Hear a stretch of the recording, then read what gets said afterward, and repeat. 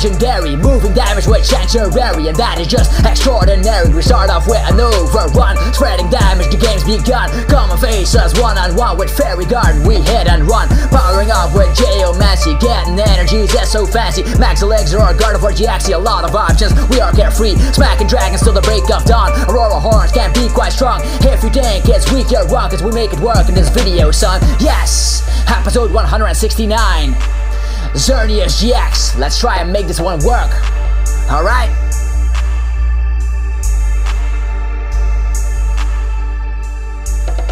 What's up YouTube, it's Sup TCG here and welcome to episode 169 on my channel. As you know, on my channel we talk about the latest cards and the best decks in town, so be sure you are subscribed so you don't ever miss out. And also smack the little notification bell so you're updated immediately when a new video pops up on the channel. This week I'm in Croatia for a holiday, so this is a pre-recorded video, so replying to comments might just take a while. As always, consistency is key, not only in decks but also with uploads on this channel. Alright, in 2 days time, Forbidden Light will be officially out in stores worldwide, and we still have to look at one more new GX card from the set, and that is Xerneas GX, also suggested by a couple of subscribers, of course. Alright, Xerneas GX is just like Yveltal GX, a basic GX with 180 HP. Which is on par with things like Tapu Bulu GX, Drampa GX and more, and on itself that is pretty alright. It's a fairy type, which means we will hit for weakness against all the dragons out there, even the new powerful hyped Ultra Necrozma GX, things like Garchomp from the Ultra Prism set, and even some more upcoming dragon types in Celestial Storm, which is the set which will be released on August the 3rd.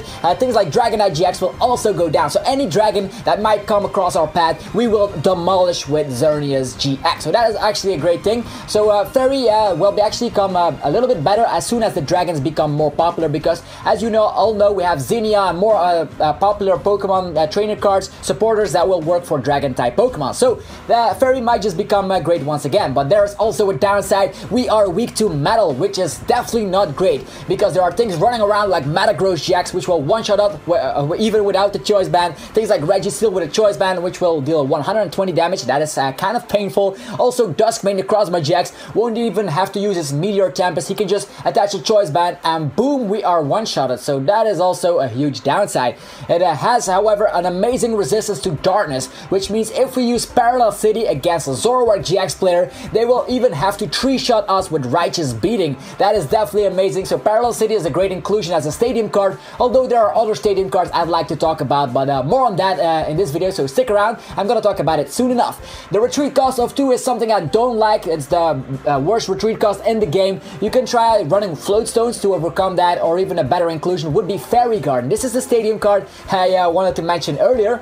This is also a great inclusion here because it will give free retreat to all of your Pokemon that have a Fairy energy attached. Also, if I want to include it here, Unit Energy and Rainbow Energy also counts for the Fairy Garden. So you might just make some weird shenanigans with Xerneas GX and maybe the Unit Energies and Rainbow Energy. So it could be kind of splashable, I guess, but its attack cost is kind of crazy, so I wouldn't recommend that. Also, it is easy to circle around your Pokemon if you have that Fairy Garden on the field. Now let's check out the attacks. The first attack reminds us a whole lot of Boswell GX's Jet Punch, but then a little bit weaker. It's called Overrun, and you can use it for a colorless energy, so that is actually great. You can might splash it into any deck if you're having troubles against dragons. Might be the case. It deals 20 damage and to the active, and then 20 damage to one of your opponent's bench Pokemon. Don't apply weakness and resistance, of course, to bench Pokemon. Now you can either attach a Fighting Fury Belt to get an extra 40 HP, which will bump you up to 220 HP, and then you deal 30 damage to the active and 20 to the bench with Overrun. Or you could go the other way and run a Choice Band. With that you deal 50 damage to EX and GX Pokemon and then 20 damage on the bench, which is also very nice in the early stages of the game, definitely for a simple colorless energy. And with a Choice Band you actually deal 100 damage to Dragon type GXs which are weak to Fairy, so that rocks in itself. Next up is the attack Aurora Horn, which deals 120 damage for 2 Fairy energies and a colorless energy. That attack cost might seem high, but we one-shot things that are weak to Dragon, which is always a nice thing with the the Ultra Necrozma, winning tournaments here and there in Japan. And it will also win tournaments in overseas here, but we'll have to wait and see because there's still 2 weeks time in order for Forbidden Light to kick into the standard format. Okay, enough about that. We can also have that Fighting Fury belt attached to bump the number up to 130, and that seems to be the magical number here. We one-shot things like Greninja from the Breakpoint set, and even baby Volcanions, Registeels, everything will go down that has 130 HP, which is kind of hard to knock out. So, kind of an average attack, but the GX move is for the same attack cost, but it's definitely way better. It's called Sanctuary GX, and that name alone is amazing, but the attack is amazing as well. Remember, let me just state this. Remember Alolan Ninetales GX's Ice Pad GX? Well, this is just way better. It counts for all of your Pokemon. It states, move all damage counters from each of your Pokemon to your opponent's active Pokemon. And that, ladies and gentlemen, can help out so much and turn games upside down. Even spread decks will be afraid of this. Let's say they use Tapu Koko. Well, thanks for building up our GX move.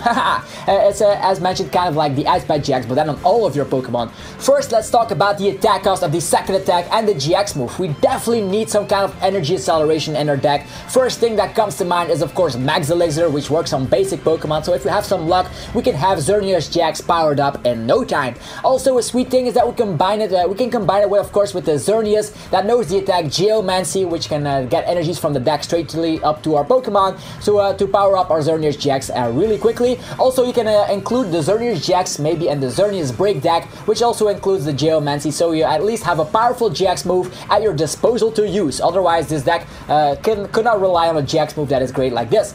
The idea will be retreating your Xerneas turn after turn thanks to Fairy Garden, and Zoroark GX will never one-shot us unless they are running Kukui, so we are definitely gonna have a great time with our regular Xerneases while we just retreat them to our Xerneas GX as soon as we get a lot of damage on our field, and then boom, Sanctuary GX. Yeah, flat down, it's amazing. But getting the energies onto it is the hardest part. So, also now that we know it's a rather slow GX Pokemon, maybe adding in some Fairy Drops in the deck could help out as well. If you're not familiar with Fairy Drop, it lets you heal 50 damage from one of your Pokemon that has a Fairy Energy attached. Pretty nice for an item card, right? So you can run 4 copies and heal off like crazy. Another way to power up your attacks is of the Xerneas GX would be splashing into a Gardevoir GX deck. That is seems to be the most logical solution if you want to try out Xerneas GX immediately. It's kind of neat. One copy of the Xerneas GX might just come out of nowhere because Secret Spring, as we all know, lets us attach a Fairy Energy from our hand to one of our Pokemon during our turn. So if you have 2 Gardevoir GXs out, we can in theory build up a Xerneas GX out of nowhere to start using that crazy GX move, and the opponent will be like, wow, where did this came from? Yeah, I know the Gardevoir GX deck relies on max potions, and then getting the energies back through the GX move, GX move Twilight GX. So maybe we can do something differently here, trying out a Fairy Drop and leave some damage remaining on our Pokemon, just in case that Xerneas GX comes out of nowhere, healing off all the Pokemon entirely and just one-shotting something. That could be the case. I do think this will be one of the best ways to try out Xerneas GX, because Gardevoir GX does have 230 HP, which is kind of hard to one-shot in one turn, so if it has damage on it, you can try and use it. Another sweet thing to consider here is the Dianta holographic supporter card. Yeah, that's right. Now we have holographic supporters, which is, yeah, it sounds pretty funky, right? They are looking very beautiful, although you also have it in a full art version. So what does Dianta do? If you don't know Dianta, it's the champion of the Kalos region. It states, if one of your Fairy type Pokemon got knocked out during your opponent's last turn, you can search your discard for any 2 cards and put them directly into your hand. So basically, it's a double puzzle, and as you all know, that can be game-breaking to win games like that. With the weak little rolls in your deck that go down incredibly fast, this goes work out very perfectly here. You can just search it out with Tapu Lele, Dianta, boom, and out of nowhere you can just get yourself a rare candy, maybe a Gardevoir, boom, your Gardevoir is back, then Xerneas GX, Secret Spring, boom, out of nowhere Sanctuary GX. So don't sleep on Dianta, it's definitely a great inclusion in a Fairy deck like this. Okay, and the last deck idea, I would want to pair Xerneas GX as the main attacker, so no wands off and this type of variant. We're gonna run like 3 copies of Xerneas GX and pair it with Garbodor. Yeah, the Garbodor Garbotoxin from the Breakpoint set, shutting down the abilities. We can run with Parallel City, use Float Stones, and we'll need them as well for Garbotoxin Garbodor, of course, because that one has 3 retreat, which is kind of huge.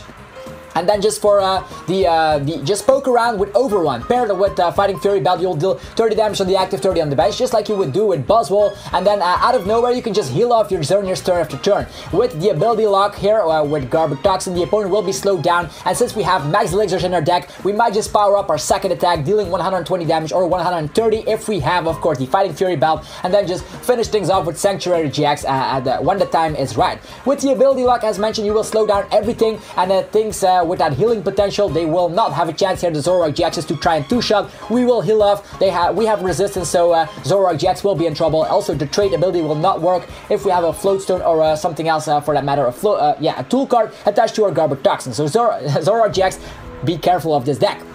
Okay, so a little recap for the people who are just tuning in or just spaced out or just using it as a podcast. You have 3 options in this deck idea video. You can use Xerneas GX together with the Xerneas and the Xerneas Break. Yeah, just splash 1 copy in and see how it goes.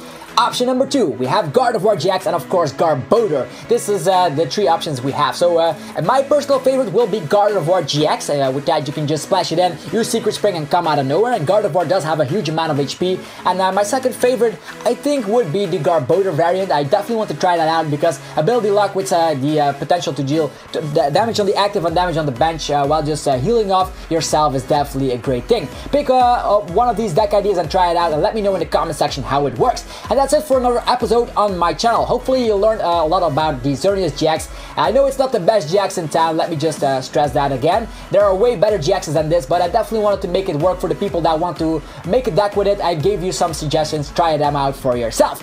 Okay. Also, if you want to learn about the new GXs I just mentioned, the best GXs of Forbidden Light, I already made episode about each of them. Think about Greninja GX, Zygarde GX, Ultra Necrozma GX. I reviewed them and all of their glory. Definitely check out the links in the description below. And put your suggestion for next week's episode in the comment section too, if you have one, because I'll be back in town and I'll be making more videos than ever. So put some suggestions so I can make a quick selection and make the best suggestion, make an episode about it. Don't forget to leave a like and subscribe as well, because Sunday I'll be opening up a booster box of, actually more booster boxes of the Forbidden Light set together with some friends, and that would be quite entertaining indeed. And that pretty much wraps it up once again. I wish you all a very fantastic rest of your day, and I will see you guys in the next Pokemon competitive TCG video. I'm out. Peace.